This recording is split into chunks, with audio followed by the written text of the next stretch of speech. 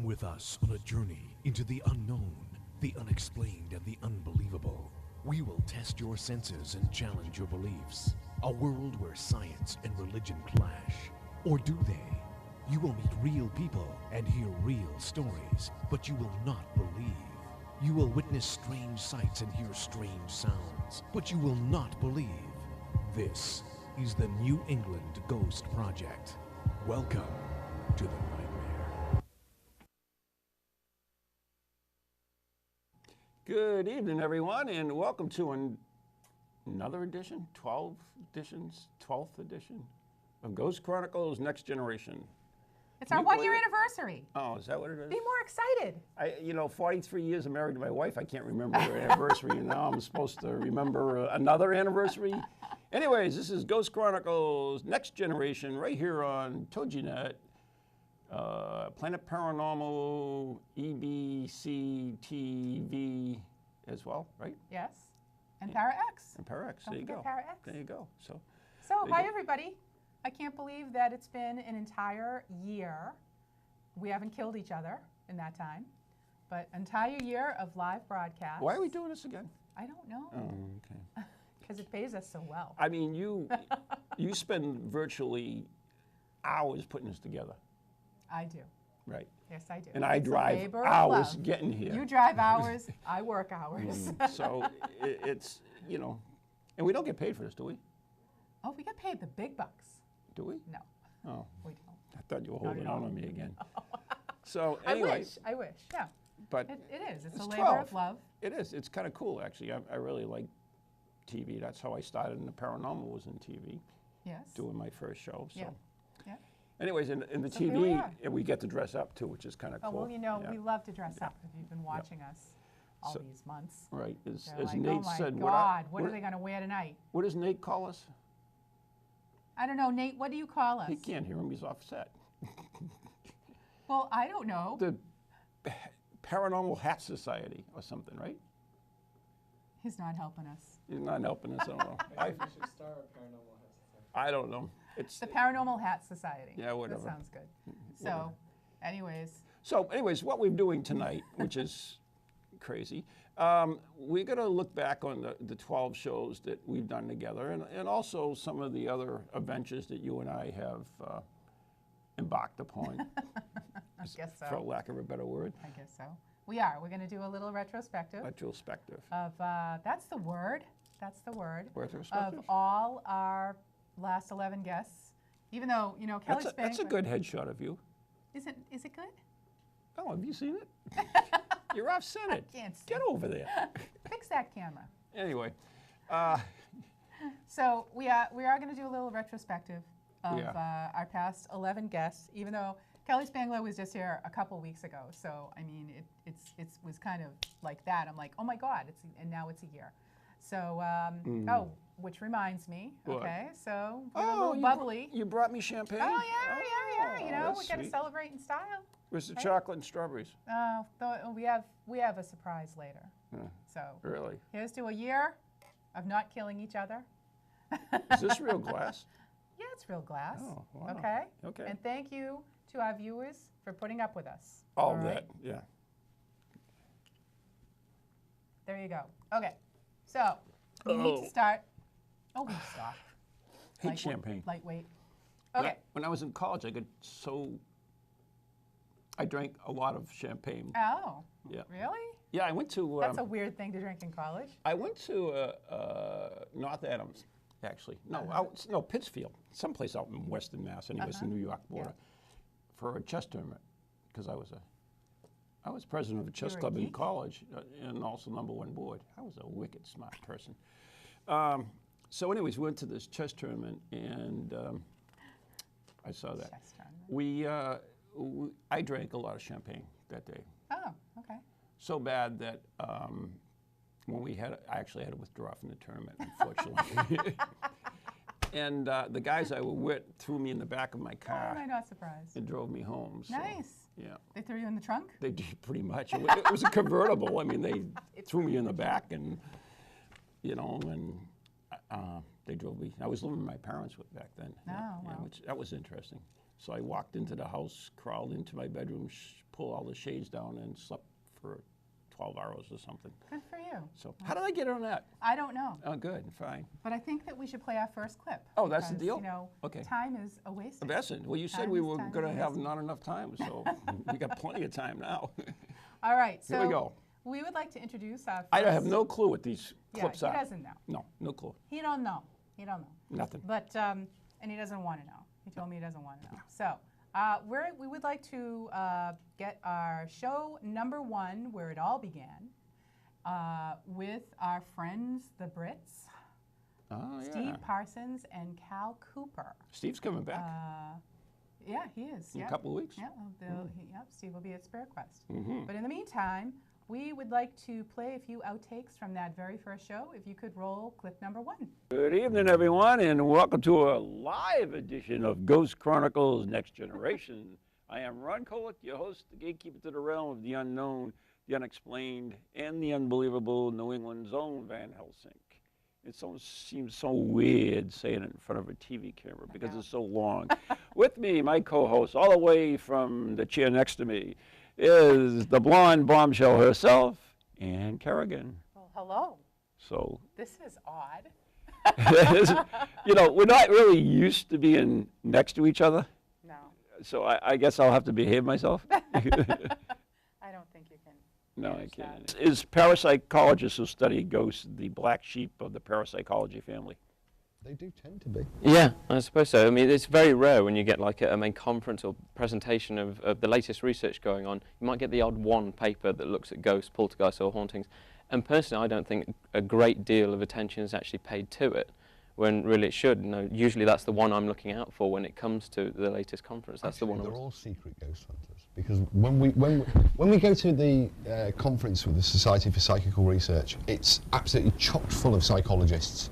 And we have to sit through endless days of interminable psychobabble about transpersonal psychology and the Gansfeld and all this other stuff. And then Healing. it comes to the ghost hunting day, and we present the results of an investigation or something related, chock block. And they all come up, that was really interesting. They're all secret ghost hunters. Every one of them. The trouble is, they're probably afraid of the dark.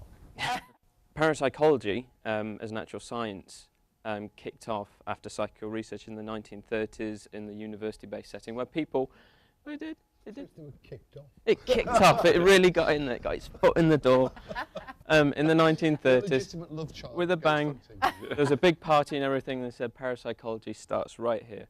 Tune in next time. Good night. God bless everyone. Thanks for listening and watching. Good night.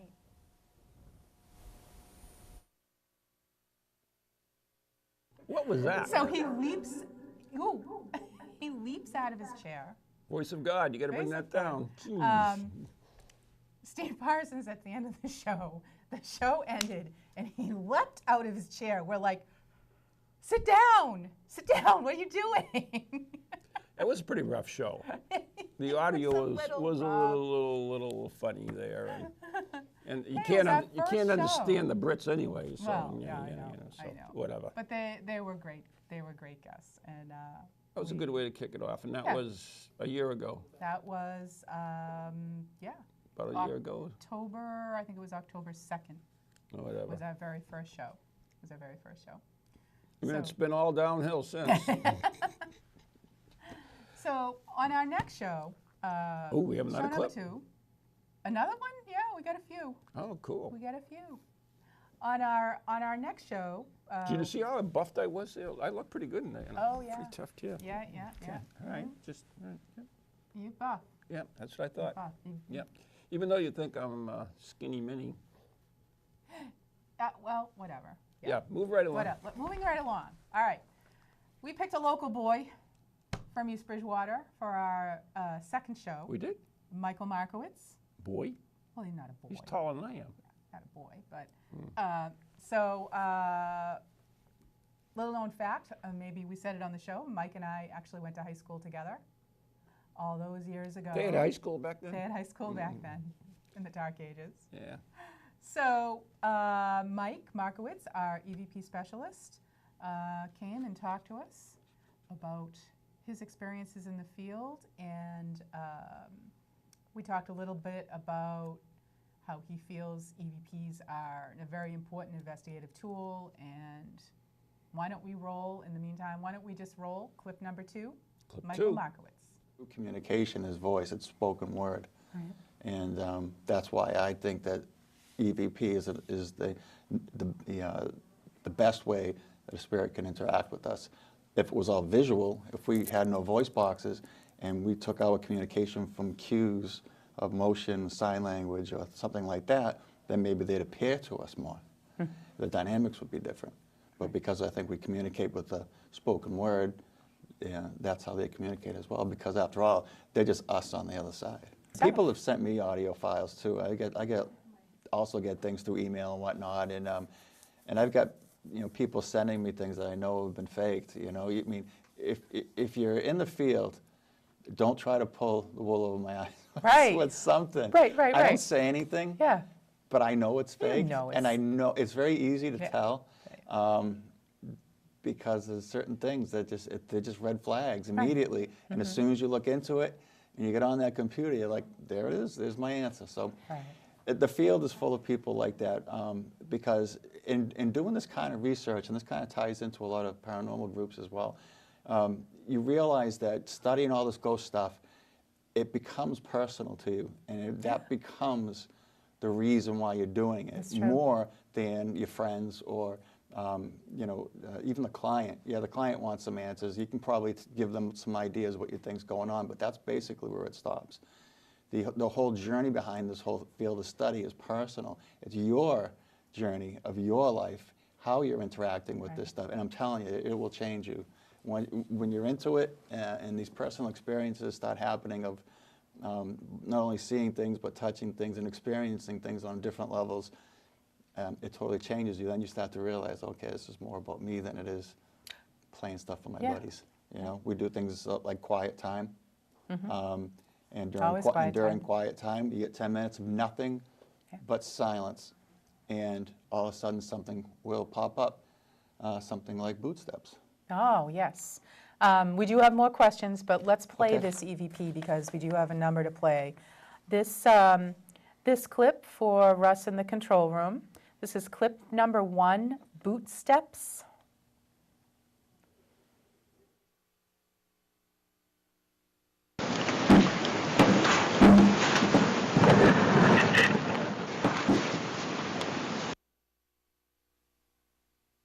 You hear somebody walking on the floor, except the floor was carpeted. And that rustling that you hear is me putting this recorder down on the bed, because I was sitting in a chair, the bed was here, and quiet time had started, so I wanted to put my recorder down so I didn't have any handling noise. So then I put it on the bed, and it was during that time that somebody was walking down the hall. Oh my God. And the people downstairs heard it, and after the quiet time was done, they started yelling at us for walking around during quiet time, because they thought it was us. And we were sitting down. We weren't making a move. We were absolutely sitting down, absolutely still and quiet. So there's Mike. There was Mike and his EVPs. You didn't have any of my pointed questions to him, though, where I put him on the hot seat. What? Yeah, He you answered should. your questions? Yeah, well, Oh my God. So we have a question. I just wanted to mention about. Oh, you're going to mention it. Go ahead. About the EVP. Fine. Yeah. And how we all have quiet time. Yeah. And have that's quiet when you time catch, now. That's when you catch your stuff. You have to stop drinking that champagne. You're getting obnoxious. All right. So we do have a question from the chat room from Stephen Scott. And Who is also coming over here in 2 weeks. Yes, he's coming to Spirit Quest this year. Hey, Stephen. Mm-hmm. And he wants to know what were our favorite shows so far. Oh, Did you is have that a what it favorite? says? That's what it says. Oh. I know it's hard to see with sunglasses. I thought he on was going in to the say, daytime. how does Ron keep himself so fit? That's what I was thinking he was saying. But I couldn't read him. I had sunglasses. Oh, no. Okay. What was my favorite show? Yeah. Wow. I don't know if I That's- really have a favorite either. They were all kind of fun in their own special ways. But I like the boys from East Bridgewater's Triangle there thingy. Bridgewater Triangle Yeah, documentary. that was kind of fun. I like that one. That was a very interesting show. I mean, but we had the cool stuff too, like, and we're going to have some of the other ones, but there was a lot. But that was kind of a fun one. I enjoyed that. Aaron, what's his face? Kaju. Yeah, bless you. But yeah. I don't know. I don't know. It's hard for me to say. I mean, I enjoyed Whatever every show that made single you look the show. thinnest? Is that That's what right. yeah. Whatever show made me look the thinnest. You know what I did enjoy? It was What? fun. The Great Piano. The Great Piano. You know, And I we're was coming thinking to of him. that. We're I was coming to thinking him of in a that. minute. Yeah. Seriously. That was fun. That was a fun That show. was fun because he did the escape. He did the escape He did. thing, and I get to be the assistant. So that. Oh, that, that's what it was. Huh? It's about you. I should have So known. of course it's about me. Okay. But so our next clip Okay. is about someone who every time he's on our show, the phones ring off the hook, and everybody wants to talk to him. Everybody wants to see him. No, it's not you. Oh. Oh, Jeff So- Belanger. Yeah. Jeff Belanger, the boy next door. Well, all he does is go on the Ghost Adventures tweet tag or whatever it is and says, He yeah, calls out the troops. yeah, calls out the troops. calls Yeah. out the I could troops, do that too but, to my yes, now- 2 fans. He was. That's right. With all two of them. Well, 2 of them. All two of them. And so, anyways, but he is always a great guest and very knowledgeable in the field. And You know, I've known Jeff for like ever. Yeah? I really have. He was, I have he was, heard that. even though he's younger than me, he was like my mentor when I first started this. I think that we talked about that in this clip. Get out of Do you here. know that? Can you believe that? Can you imagine? I must be psychic. He plucked it out of the air. So, Hmm. can we please play clip number 3, Jeff Belanger? WBSM, right? No, not WBSM. What was the station up there? CCM. WCCM. Years ago, Right. when Ghost Chronicles was first that AM broadcast, and back then there were only like 3 or 4 paranormal radio shows at all, and there were only maybe a dozen or so guests that you could potentially get. So I lucked out. Right. I mean, I went through the entire internet, which was brand new back then. Back in the Stone Age. You actually had to use a crank to get on the internet. That's right. And you found me last, so You're thank right. you. But in all seriousness, I want to say Jeff Belanger, because that's There who you he go. is. Thank you. I've known Jeff for quite a while. In fact, when I first got involved with the paranormal, he was kind of like my mentor. He led me to where I am today. So everything That's I am, scary. I owe to him. So, Oh, Wow. whoa. Wow. I take no credit for any of oh, this. yeah, you do. No, it's been quite a journey, just watching the paranormal field grow over the last, 15, 20 years now. The way it's evolved because of television shows, pop culture, internet, all of that stuff. It's so out of the closet now, which is interesting. Yeah, but I mean, in the old days, it was kind of cool too. It really was. Sure. I mean, when you were on the internet, really, there weren't that many paranormal sites. Ghost Village was the paranormal There you site. go. It was Yeah. absolutely Yeah. the only one on there, other than, what was that other one? Oh, it was Hollow Hill. Hollow Hill, Hollow Ghost.org. There's a few that go back to the Really? 90s like we Yeah. do, but it was 1999. I had a couple of articles I'd written for newspapers back in the mid 90s when I was a journalist, and around October you go writing ghost features. And October of 1999, we put up ghostvillage.com, just 6 little web pages, and a little note that said, "Tell us your ghost stories, tell us your ghost encounters." And that first year, I think I got like 5 or 6, and That many. and now it's Those are the only people who know how to use the internet. right. They were all on the internet then. You want to say ghosts are just a story; they're not real. Okay, fine. You can put your mind there, and you can still appreciate the story. Or if you want to say, "Whoa, if they're a ghost, that means there's something more to this human experience after we die, and I got to come to grips with it." That's all right as well. But when you account for how many people that have not just seen apparitions, that's one end of the spectrum. That's huge, right? That's the far end. But heard voices, sensed things, had dreams that were more than just dreams. Coincidences that seemed beyond chance. That, if you include all that, I think you're talking about the overwhelming majority of the population. I have this special object I brought in for Yes. you. We're going to smoke that, right? Yes, we are. Have you ever heard of psychometry? I have. Okay, so for those who don't know, psychometry is being able to read the energy of an object. So I would like you to hold on to this, Okay. and you have to, whatever you think of, comes into mind, you just have to. And so you can hold on to that for a few seconds. All right. And you can do it as you hold it. Tell it whatever comes in your mind. Whatever comes in my mind. Besides food. I was going to say that. I was totally Psychic. going. You can't beat That's me. really good. I believe this is one half of Ho Chi Minh's chopsticks. I knew this wasn't going to work. I No, seriously. When you hold something, anything immediately come to. but it was more aesthetically. Railroad spike is all I could think of. But that's because of what it looks So like. And how it nothing like feels. just popped in your mind. Nothing. No. Okay. You're a lousy psychometrist. I know I'm terrible. Yeah, Didn't I don't cover ever that touch earlier? it again. Did I not say earlier I have no magic powers? Would you like It's to? not the magic powers. Psychometry is really something that's near and dear to my heart. It's basically holding on an object, and whatever comes to mind on it is, no matter how stupid it sounds, how ridiculous, whether it's an odor or a color or whatever, and you just, well. So tell me the story behind the object. This is actually. Hurry up. Oh, okay, we're running out of Running time. out of time. Okay, this actually came from a shipwreck off of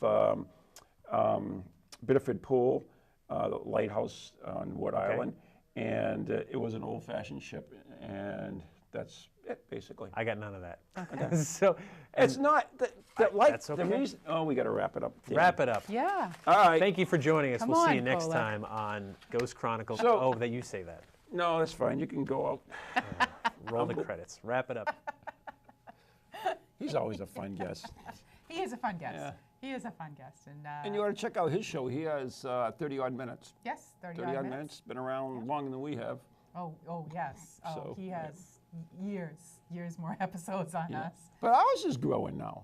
Ours is starting to grow. Yeah. We've loaded all 11 episodes, soon to be 12 episodes, to My Mass TV through Mass Access, which is an organization for cable access facilities in Massachusetts.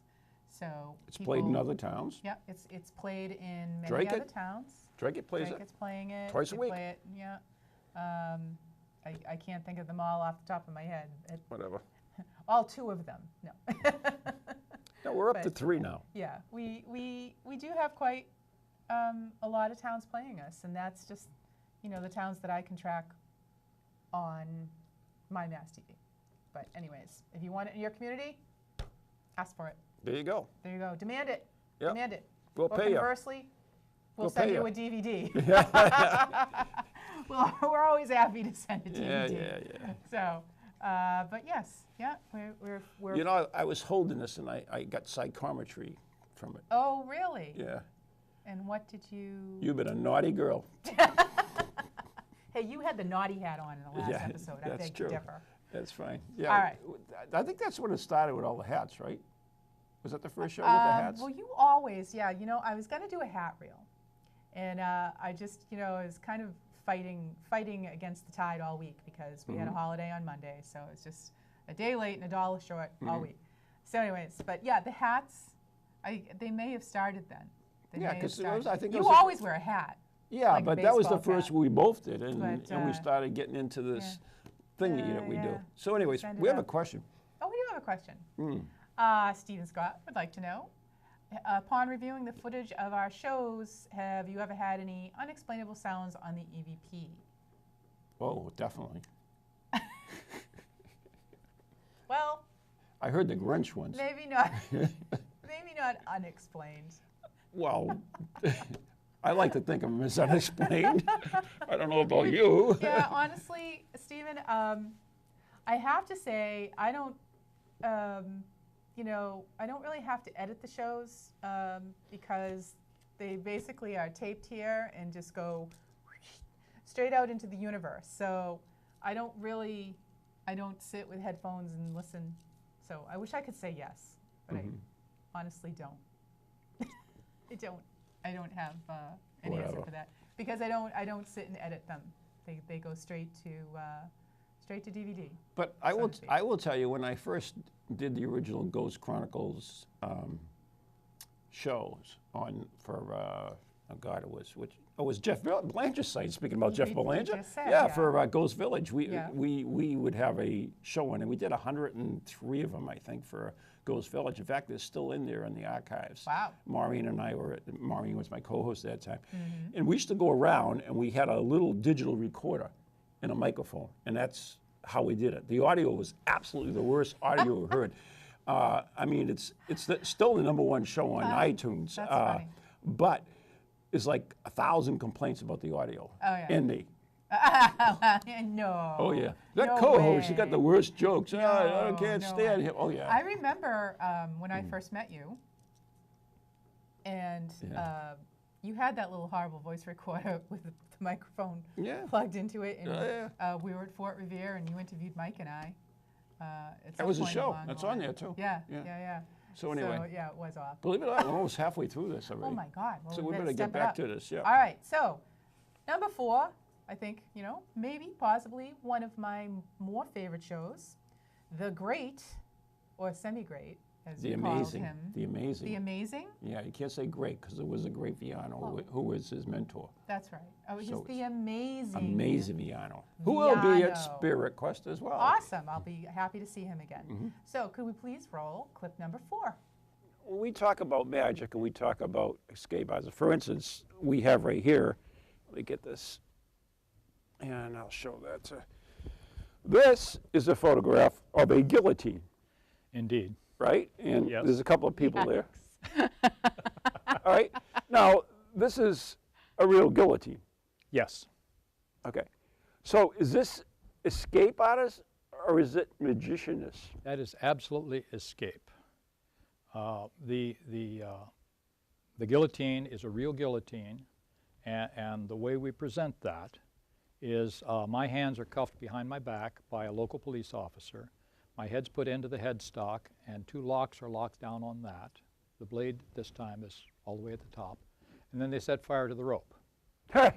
Oh my God. And the trick is to get out before the rope burns in two. And the rope burns in two in less than a minute. And the difference between magic and escapes, this is a good point you brought up. Immediately after I escaped from there, and I've escaped every time I've done it. You're still here. I so see your assume- head still on your shoulders. So Wait a minute. Yeah, And there's a story about that. Immediately, the audience, anyone over the age of 16, is invited to come on stage and examine the guillotine. The gentleman on the right there is Don Viano, who was my mentor. Viano. Okay. Don, He's the great Viano. he's the great You're Viano. only the semi-great Viano. Don Viano performed as Viano, and after he trained me, and I started, he got injured in a car accident, and I started doing his act, and I came to him one day, and I said, Don, I've got to find a stage. He said, why don't you use Viano? I'm not using it anymore. So I became Viano at that point. There you go. All of the mail bags east of the Mississippi. You're doing a wonderful job. Oh, too. Yeah, I got that's- it. Oh, thank you. So you can see I'm pretty well restrained and like that. So at any rate, he found the mailbag made in Dudley, Massachusetts. So I'm going to do the mailbag and the Australian mouth simultaneously. Harry did them separately. Okay, I'm going to go over I'll here. need Anne's help as we get down here. Okay. Hopefully, You're stepping into the mailbag, right? yep. Anne is now going to pull on the rope, Oh, pull my the goodness. opening closed. This assistant stuff is really exhausting. I'll Better tell you you. than me. You think so? Oh, there's another part that's bad too. Okay, Okay. you're going to lock that baby up, okay? The lock she's using is a high security British lock. They were commonly used by the mail people so that you had security in your mail Okay. and it wouldn't get there. All right. Okay? Now, Here's that key. Okay. you can give us, tell them what I'm doing. Okay, so basically, your head's sticking out of a bag, which is not a bad look for you, by the way. And you're handcuffed in that, not handcuffed, but that thing is in there. And you're in there, and you're turning red, and you're breathing kind of funny. Yes. So I don't know if you're dying or you were doing something, but it looks It's interesting. all part of the act. Oh, okay. If it were easy, you would do it. Now, what's amazing, and I can see this, that he has more movement now than he had 2 minutes ago, and now he's actually eating the bag. I think he's eating the bag. He's doing something to the bag. with his mouth Oh my in the God. lock. You got And it. oh my God, his glasses just fell Lost his off. glasses. And his hands are loose. A hand is loose. A hand is loose. Whoop. He's unloosened the bag, and he has stepped out of the bag, and Oh my he not only God. stepped out of the bag, he took off that muff, and there he is. Well, there you go. Woohoo! Amazing. Wow. Thank you, my dear. You're Wonderful very job. welcome. Oh, that was good. See, that was. That all was right? good. I I really, like I that, had yeah. fun. I had Yeah. fun being his assistant. Yeah. That was fun. I am kind of dorky, aren't I, huh? Yes. All right, let's get telling this you that. question in here. All right. Let's see. Washington Karen wants to know. That Hi, is Karen. Washington, right? Yeah. WA. Yeah. When you were growing up, did you ever think you'd find yourself on TV or working with the paranormal world? Who's that for? You or me? Either of us. Both of us. Hmm. Both of Did us. you? No. No. Never. No. Never in a million years did I think that I would be doing this. Ever. You know what's funny is I never, ever thought I would be doing this. No. And the interesting thing about it is years ago, and it was, I forget, maybe 10 years now because I've been doing it so long, Women's World. You ever see Women's World magazine? Yes. That's that Yeah. cheap Yeah, I thing in remember that one, in the yeah. supermarket. Yeah. You know? Yeah. They actually did a piece on me, an article, and the idea was it was the reluctant ghost hunter. So that's kind of what it was, because I never really was interested in any of this crap. And that's what I do now. So there you go. That's the question. Did I ever thought? No. There no. you go. No. Yeah. So, So you yeah, go. completely. We just fell into it. Right. It's one of those things that Synchronicity. synchronicity. That too. That too. Okay. Next one. All right. We need to go to our next clip because we're going to pick up the pace here. Show number 5 was Jeremy Dontremont, Oh, who talked to us about haunted lighthouses, and you are. You and Somebody. Jeremy are I'm the both on chairman the board of the board of Friends of Portsmouth Harbor Lighthouses. Right, Yeah. right. So lots of hauntings. Yeah. Prime haunting ground, I would think. Uh-huh. So let's. So we playing the play- clip? Let's play clip number 5. Are we talking about it? We're gonna play it. This is There you go, a that's sweatshirt. better. It's Yeah. Friends of Flying Santa Claus, and it's basically an organization that It's a nonprofit that continues a tradition that goes back to 1929 of delivering presents. It used to be actually dropping presents out of a plane at lighthouses, at remote lighthouses on islands and so forth along the coast of New England, actually dropping presents for lighthouse keepers and their families as a way of showing appreciation for the important job they were doing. But it continues today. Excuse me, the lighthouses are all automated now, so there's no more real lighthouse keepers except one at Boston Right. Harbor. Oh wow. But, and what's her name? her name is Sally Snowman. Sally Snowman. Yes, You believe that it? is how she pronounces her name. Really? But anyway, it continues today mostly as a way of saying thank you to the Coast Guard. So helicopters, Santa Claus in a helicopter lands at Coast Guard stations from Jonesport, Maine, way up in northern Maine, all the way down to the New York coast. And more than 1,000 children of Coast Guard families each year get a present from Santa Claus as a way of saying thank you to these Coast Guard families that are doing such important work for us. So this has been going on since 1929. Wow. FlyingSanta.org, if people want to look it up. A couple of years I started hearing lots of stories from the Coast Guard. It's on an active Coast Guard station. It's on Coast Guard Station, Portsmouth Harbor. And I started hearing these stories about the Coast. Oop, there's a neat picture that we'll talk about in a minute. But the Coast Guard personnel talked about seeing shadowy figures walking along the seawall at night. One of them was doing the rounds near midnight, and the keeper's house is still there on the grounds. And he was walking towards the keeper's house, saw a man standing in front of, this was at midnight, saw a man standing in front of the house. There shouldn't have been anybody there, so he started to say, "What are you doing there? Who are you?" or whatever. And that just disappeared, and things like that. Situation. Right. What I was giving a tour for 2 people at the top of the stairs in the afternoon, middle of the day. And as I'm talking, I was leaning against the ladder that goes up into the lantern, the top part of the lighthouse, and I'm leaning there. And as I'm talking, I hear hello. And it sounded like it was just around the corner to my right. At the top of the stairs, there's a doorway there, and I felt like if I leaned forward and looked beyond that doorway to the top of the stairs, I was going to see a man standing there, because it sounded like somebody was standing right there, like, hello. And so I Wow. stopped and I said to the couple, "Did you hear something?" And the man said, "Yeah, I heard a man say hello." His wife didn't hear a thing. Oh, that's funny. So we went downstairs. We looked all around. There was nobody in sight. Nobody anywhere near the lighthouse. Oh, Jeremy, you have Yes. a 30-second question. Your 30-second question is, do you believe in ghosts? Do I have to answer yes or no? Yes, you have to answer the question. Kind of depends on which day you ask me, but I'll say yes. And why do you believe in it? That's just a short answer. We were really looking for a little. And why would you believe in ghosts? How can I not, with the experiences I've been part of?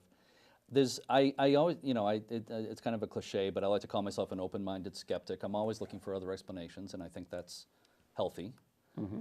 But there's just way too much evidence to discount this. I don't know what's going on. I don't know the answers. I don't think anybody does. But there's something going on that's very, very interesting. Absolutely. It's all very interesting. Going on, too. Very interesting. And the thing I like, too, about what we do is that we talk to everybody. We'll talk to almost anybody. Well, I talk to everybody. As long as, it's got some kind of spin, on the paranormal, come on down and talk to us, I mean, we don't just want ghost hunters. We don't just want, we want all the nuts. we want all the nuts. So, but I think that we have a really great variety of guests, and hope we will continue. I hope so. I hope so. So we need to move along. Who's up next? Up next, we have clip number 7, who is, clip number 6. Clip number 6, Russ, That would come after 5, yeah. Which is Aaron Cadieux and the Bridgewater Triangle documentary. Oh, that's cool. So can we roll that, please? Number 6. So anyways, this is our 6th show? Yes, show number 6. 6th video We're very production excited. of Ghost Chronicles Yeah, Next we've actually Generation. made it 6 whole months. Really? It's pretty amazing. When it gets to be 9, then I'll know we made it. 9? What's the magic? I'm just saying.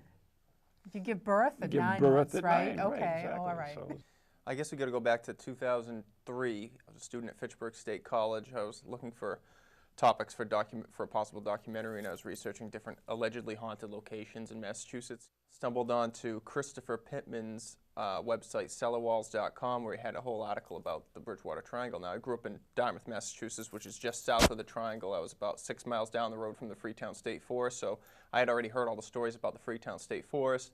But as I read more about the Bridgewater Triangle and realized that they lumped the Freetown State Forest in with a larger concept with some other locations within this 200 square mile region, I thought, wow, this is pretty interesting. And so I did a short documentary in college called Inside the Bridgewater Triangle. It was very successful, even though I could never sell it. It used copyrighted music and images. I was a stupid college student, didn't know what I was doing. And then I gave a copy to a friend who then gave it to a friend. And then before you knew it, I was getting phone calls and emails on like a weekly basis from people saying, how can I get a copy of the film? Cool. So in the back of my mind, I always thought, if I'm ever going to redo this film, I'll do it years down the road when I have more experience and more resources. I'll do it feature length. Fast forward to about 2010, 2011, started putting some feelers out to rebuild the documentary, and came across Manny Famolari, who was planning to do a documentary himself, so we kind of joined forces, and that's how it happened. And one of the common misconceptions about the Triangle is that it's just the Hockomock Swamp, when that's not the case at all, where it's actually a 200 square mile region encompassing a lot of towns, and just bears the name Bridgewater Triangle because the Hockomock Swamp is kind of seen as the epicenter of that. But like I said, it spreads out. Abington at the north, Freetown at the southeast, and Rehoboth at the southwest. We were shooting an interview with Chris Balzano in the Freetown State Forest. Now, this was the only strange thing that happened during the entire production. We were talking about King Philip's War and the Wampum Belt, that at the end of King Philip's War, King Philip was killed in August of 1676. Prior to his death, he gave the Wampum Belt to his war chief, Anawan, to carry on through the war, because I think King Philip kind of sensed that his demise was coming, so he handed off the belt to Anawan. So what's the significance of the Wampum Belt? The Wampum Belt was a belt made out of wampum, which was the purple pot of quahog shells that the Wampanoag used as almost like a currency of the time. It was like a beautiful piece of shell that could be turned into beads. So they made this Wampum Belt, which essentially told the oral history of the Wampanoag people. And so Philip gave this belt to Anawan to carry on. Philip was killed in August of 1676. 2 weeks later, Anawan and the last remaining band of Wampanoags at the end of King Philip's War were tracked down by Captain Benjamin Church and a group of colonial raiders. It was like a colonial raiding team with some praying Indians involved. they tracked down Anawan and the last remaining Wampanoags to a location known as Anawan Rock, which is on Route 44 in Rehoboth. As a symbol of Anawan's surrender to Benjamin Church, he presented Church with this belt. And the belt has disappeared from public record. Nobody knows what happened to it. There's a lot of people that think it could have ended up in a museum in England and is like sitting in a drawer in some archive somewhere. Nobody knows where this thing is. And we were shooting an interview with Chris Balzano in the Freetown State Forest, and he was talking about this wampum belt. And we were shooting in the middle of the forest with a battery-operated light. It was an interview that wasn't even supposed to happen in the first place, but by certain circumstances, we were able to shoot this interview. And he's talking about the wampum belt and how a lot of people think that the strange activity in the Bridgewater Triangle will continue to happen until the wampum belt is returned to the rightful owners, the Wampanoag people. As he's talking about this, the lights went out, which was strange. We get everything back up and running, and Matt Manise, who was on the location, said, "Hey, Chris, do you realize that while you were talking about the wampum belt, the lights went out?" And Chris kind of chuckled and laughed and said, "Oh, that's really strange." And then he turns to the side as if he's like talking to the spirits and says, "We hear your message. If I could, I would return it." And as soon as he said that, literally, the lights went out again. And there was a brand new set of batteries in the light. So it was just a really, really strange occurrence. And even me, as a skeptic, it kind of made the hair on the back of my neck stand up. Yeah, the hair on my back and neck is standing up too. Voice of God down. Hello. We have the voice of God in here. This is the first one we did with the voice of God, right? Yeah, we have a little speaker that the director so anyways, talks to us on. So. We. Speaking of the director. Yes. Go ahead. No. After you. You're the boss here, not me. We are very fortunate to have a great director who takes care of all our shows. Occasionally he goes on vacation. We have to have a guest director come in, and I'm all nervous. But we would like to introduce our very favorite director, Russ Hannigan. Yay! Can we have an angle? There you go. There you go. There you go. So honored.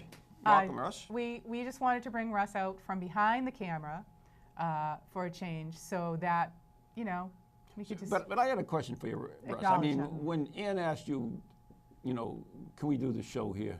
What the hell were you thinking? I was thinking this would be a wonderful opportunity to do a really cool show, and I've been right so far. Ah, that's great. Oh, there you are. Be a little something. There's all of us. There'll be a little something extra in your paycheck. Yeah. So. I'd settle for a protein bar. I mean, you really. I mean, as far it is a live show. It goes out live. Whatever you see is what you get. What you see is what you get. Yeah, there's nothing editing to it, which is Yeah. Interesting. For better or worse. So. Exactly. But I mean, there's an old saying in television, which the advantage of a live show is it's live. The disadvantage of a live show is it's live. So, I mean, was it a challenge for you to do this? Yes, because it was the first paranormal show I'd ever done before. So I wasn't quite sure what to expect, whether there were going to be levitating bodies or zombies walking around or what. We're working on that. Yeah, we're working on that. That's the next show. Right. But this one, not only that, it's going out over the internet as well as the regular waves in East Bridgewater. Which is a first for us. It's the first show we've ever done where we've been internet-based as well. So really groundbreaking and a lot of fun. And you've got 2 chat rooms that people can ask questions in it. So there's a lot really going on that people don't know. And we can't do it without the great kids that help us out here. We got a great crew. Yes, we really do. So anyways, we just wanted to bring you aboard and introduce you. I know we're running out of time. And say thank you very much, actually. Thank you for doing a wonderful show. And we're going to get back to it because we're running out of time. We are running out of time. So thank you, Russ. Thank you. All right, can we roll the next clip, please? We're going to go to clip number 7, the Lizzie Borden house with Leanne Wilbur. That's a good one, too. Do you believe Lizzie Borden did it? I believe Lizzie was involved. Okay. I still don't know to this day if she committed the crime herself, but I believe she did have knowledge of it. Okay. I have a problem with that luminol test. Yeah, okay. Mr. Borden bled heavily into the sofa. Yeah. And there wasn't enough blood pooled around the floor for that to seep through where they're spraying it in the basement. I mean, Mrs. Borden bled straight into the floor. Yeah. And if that was the case, that the blood was that heavy, there would have been a blood stain on the ceiling of the sitting room. Right. And there wasn't. So I think they botched it? Or concocted. I told you about the shadow that I saw going up the front stairs? Yep. Yes. You have a photograph of that? Here's the shadow on the back stairs. Okay, can we zoom in on that one? Oh, yeah. I want to thank our crew, by the way, for being able to zoom in on these pictures. That's awesome. And basically, Thank you, this is crew. the back stairs, and on the I think that's Zach. left-hand side, you can Zach on the cameras. yeah, awesome. You can see the dark shadow. Wow. Now, you refer to these rooms by Names. By these names. Who are these people? Do they figure into? How do they figure into the whole Lizzie Borden situation? Story, yeah. The second floor rooms are called the John Morse room. That's the room where Mrs. Borden's body was discovered. And that is named after Uncle John Morse, Lizzie and Emma's uncle, who spent the night there on Wednesday evening. After she was dead. Before and after, actually. Yeah. Ew. He came to visit, and that's the reason Mrs. Borden was in that room the next morning cleaning up after Uncle John. Oh. And then we have the Lizzie and Emma suite, which were Lizzie Borden and her sister Emma's rooms. Right. The parents' bedroom is in the rear of the house, the Andrew and Abby suite. On the third floor, we have Bridget Sullivan's room, the Borden's maid. Okay. And the two other rooms are called the Hosea Knowlton and Andrew Jennings rooms, named after the lead prosecutor and defense attorney. Okay. Definitely. Lizzie Borden. Yes. That was the one that you had the axe. Yeah.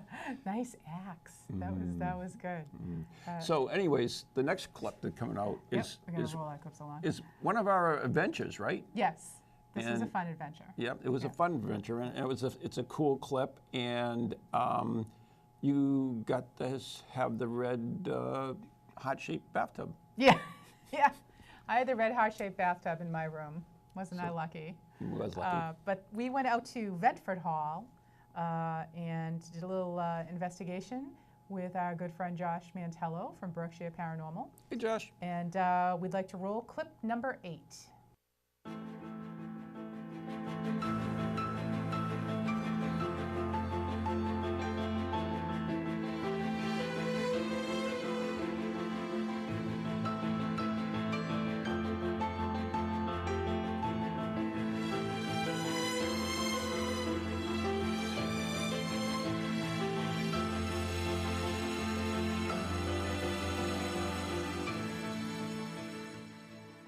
Well, I got involved in the paranormal going on about 10 years now. Myself and my father, Nick, were members of a Masonic lodge in North Adams, pretty well known itself as the Houghton Mansion. Oh, the Illuminati. And we were members of the lodge, and the building had a long story of being haunted. So we, at one point, decided, let's get one of these crazy ghost hunting people to come in and investigate the building. And there was only one name on the top of that list that came up, and that was Ron in the New England Ghost Project. So did you Google crazy ghost hunted people? Is that how I got involved? The first time we were there back in November of 13, we had a group, 10 to 13 people up in that hat room. And as we were getting into investigating, and investigating is usually a lot of talking, and hopefully something reacts back. And we had gotten to the point where it was, this is one of the son's rooms, and somebody had made mention that the son, like to party a little bit and enjoy a good cigar and maybe a drink from time to time, and also maybe have a few lady friends up in the bedroom. And so we were saying, hey, there's some guys and girls up here. What would you say about, having a cigar now? Maybe, we'll get some whiskey out or some scotch, and we'll have a few drinks and shoot some pool or play some cards. And, one of the women who was sitting next to me, suddenly feels something rub up against her leg. And she goes, oh, and she kind of jumps and what was that? And I was, it wasn't me. It wasn't, she goes, something just rubbed my leg. We think that's kind of suspicious, and we continue to kind of just ask those same questions again, and she feels something on her leg again. So we're like, oh, were you trying to tell us you just want the ladies in the room and you want us guys to leave? And we hear, a solid object just kind of hit the floor. I really wish I had a good way to describe it's interesting. You're talking this story, and the K2 meter's going off like crazy. Oh, that's funny. So, we hear this solid object kind of just hit the floor. So, we all kind of stop for a minute to see what it is, and we, get our flashlights out. And there was a small piece of asphalt roofing tile in the middle of the room. Maybe 1.5 inch by inch rectangle. And where'd that come from? Nobody really knows, or maybe it was there before, whatever. Pick it up. I put it in my pocket. And we go back into the lines of questioning again. We're asking these same questions because we were getting some sort of reaction.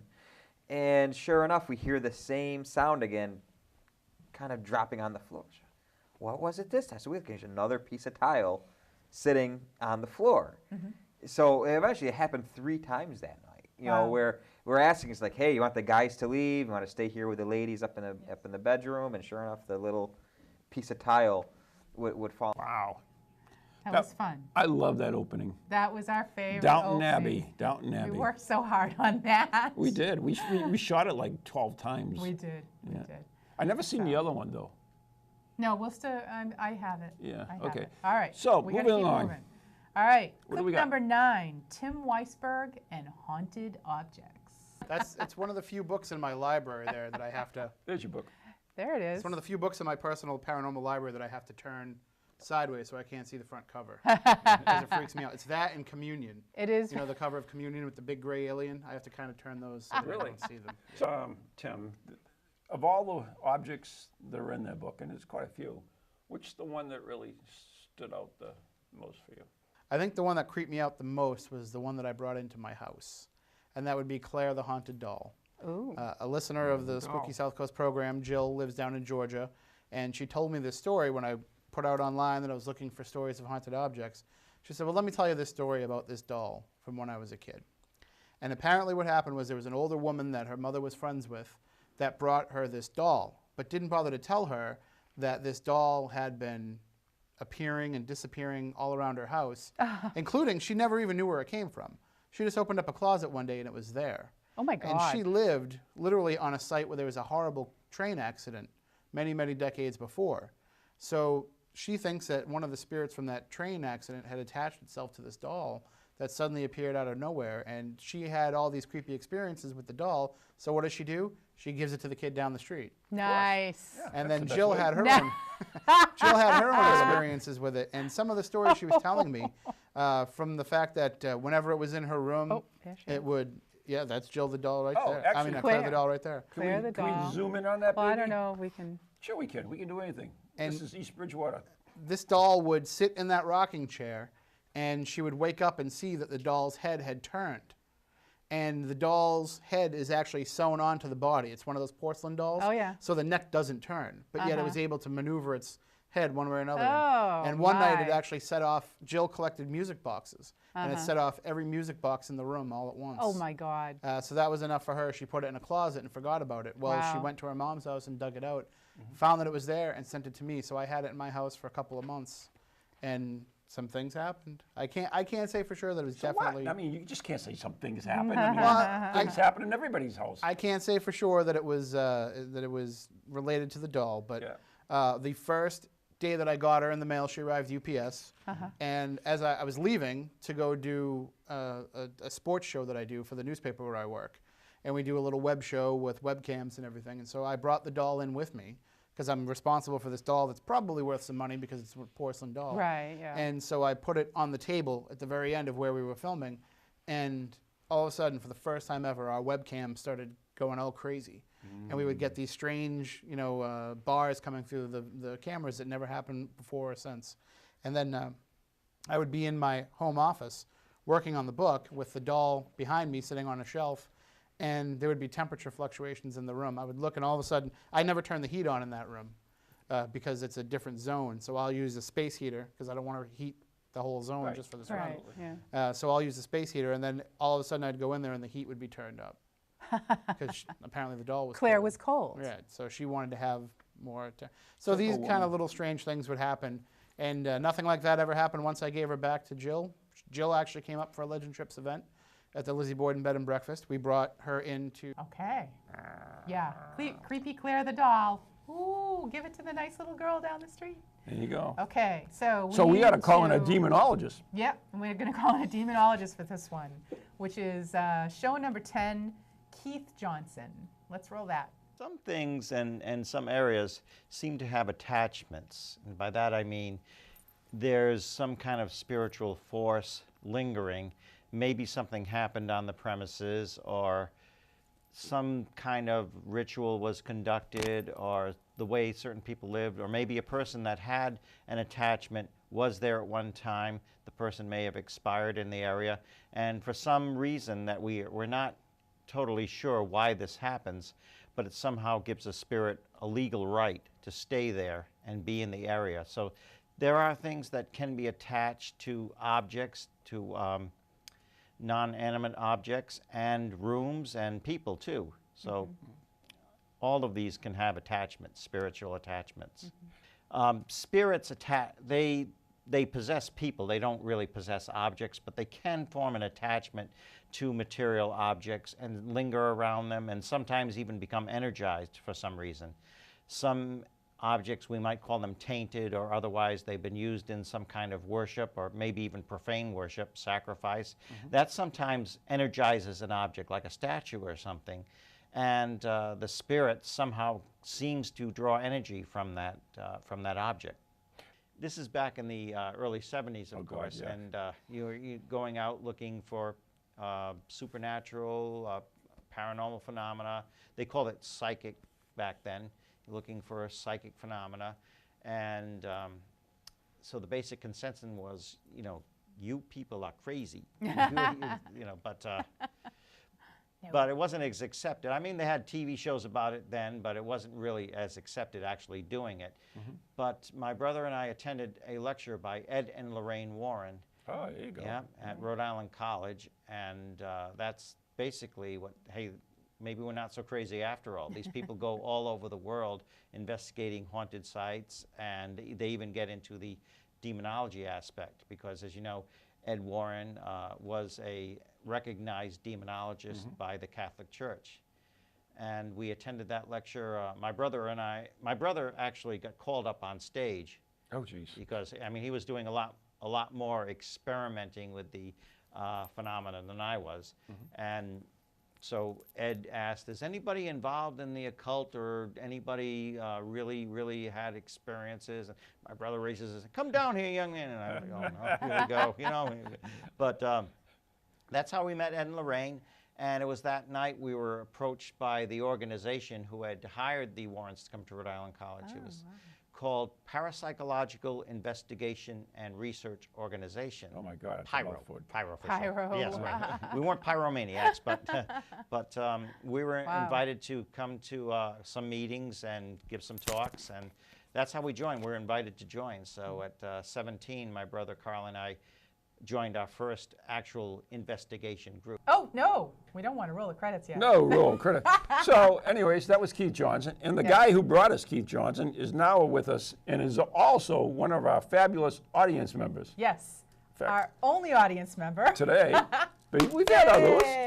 Yeah, well, no, we have one other guy. Nathan? But, yes, Nate has been our tried and true, faithful audience member. I think in this whole time he's missed one show. Maybe. I missed the first two. Whatever. The Whatever. last one. Running out of time. Most of them, I was here. But we wanted to thank Nate. He's just been our most loyal fan. Yep. And we appreciate it. Except for those who listen. So, except for those who listen. And here's a cake. See the cake? And we have cake. There you go. Yay! Cake. I know you probably can't see it. That's all right. Whatever. Cake by me. And we want to thank everybody for supporting us, watching us. We hope you'll continue to watch us. And congratulations to us. To us. Another year. On 1 year. Down the tubes. Clink. Thanks for watching. We'll see you next time, everybody.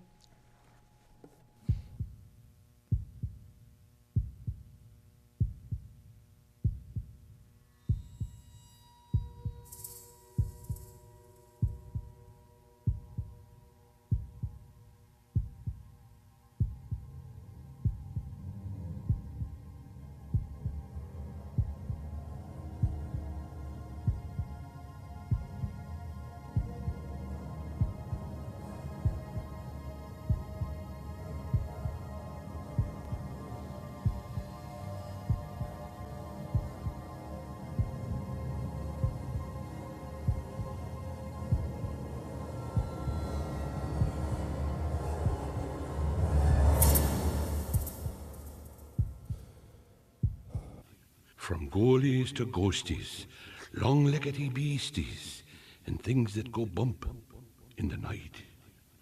Deliver us, good Lord.